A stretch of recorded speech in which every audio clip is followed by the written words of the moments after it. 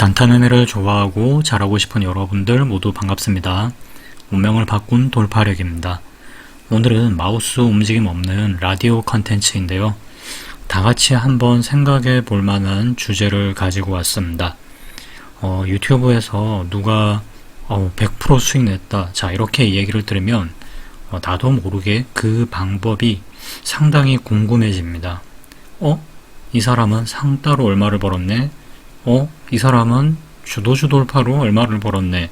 자, 우리가 이런 감정이 들게 되면 곧장 차트를 열고 비슷하게 연구를 해본다라든가 아니면 다음날 이렇게 따라 해보는 경우도 종종 있는데요.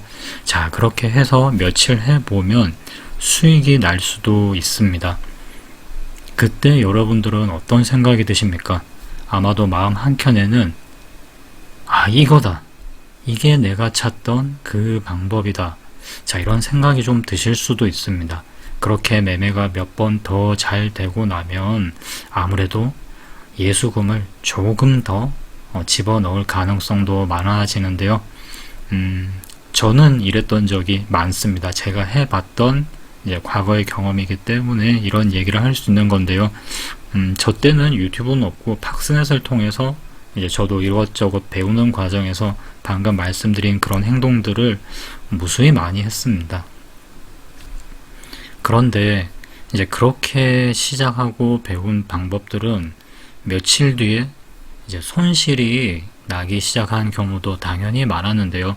그때 저는 어떤 반응이었냐면요. 이런 생각이 들더라고요. 이게 이 방법도 이 매매 기법도 한계가 있구나. 자, 이렇게 생각을 하고 저는 또 다른 매매법을 찾아서 헤매기 시작을 했습니다. 그런데 이런 식의 행동을 반복을 하시는 분들이 상당히 많고요.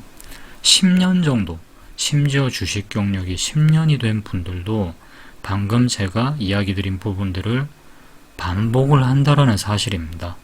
자, 여러분들 중요한 얘기 하나를 제가 해드릴까 하는데요. 많은 분들이 경험을 쌓는 것을 실력 향상이라고 착각을 합니다. 그런데 이거는 반은 맞고 반은 틀린 이야기라고 생각을 합니다. 왜냐하면 기준이 없는 경험은 반복이 아니라요. 세상은 이걸 변덕이라고 부릅니다.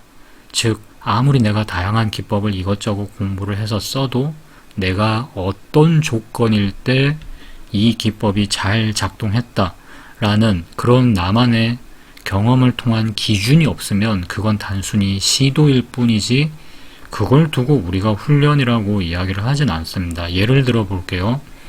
만약에 수영을 배우는 사람이 자유형, 평형, 접영, 배영, 자, 이걸 하루에 다 바꿔가면서 연습을 하면 어떤 결과가 나올 거라 생각하십니까?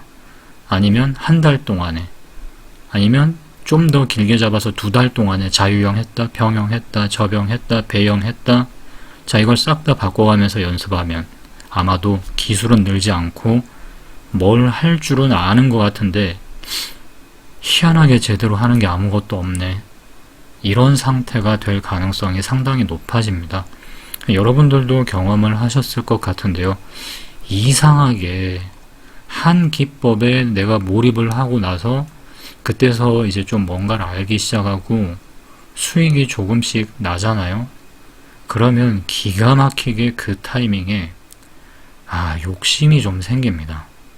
왜냐면 이제 됐다 싶거든요. 그러면 당연히 금액을 슬며시 늘립니다.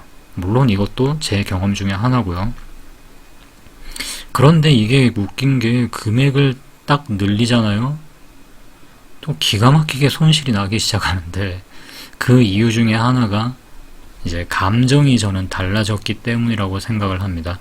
이런 경우가 있겠죠. 원칙을 내가 지켜야 되는데 아니면 지금 이 기법대로 뭐 해야 되는데 갑자기 그날따라 이번엔 조금 다르게 해볼까? 오늘은 좀 그래도 다를 수 있겠지?